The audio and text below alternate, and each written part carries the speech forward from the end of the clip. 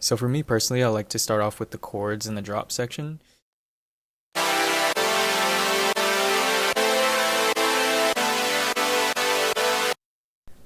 And then I'll start building my bass, and I like to split the bass and the sub, so here's what I got for both those.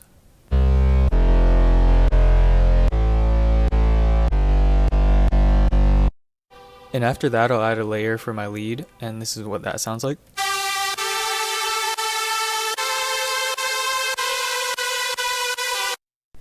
And then just to fill out the top end, I'll put some white noise or pink noise layer.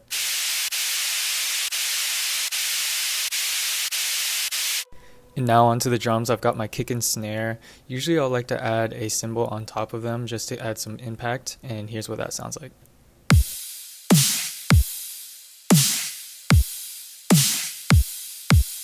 And then I'll add some hi-hats to fill out more of the top end.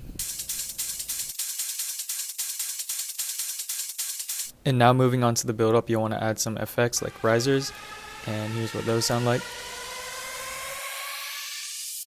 And then I like to add my supersaws to my build up and filter them and slowly open them up.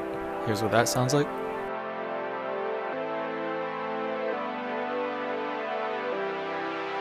And then sometimes I like to add an ARP layer just to give it some more uniqueness to the build up, and this is what those sound like.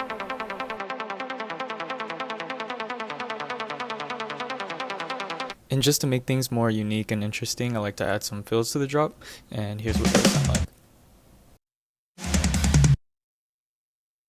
And now here's what it sounds like all together.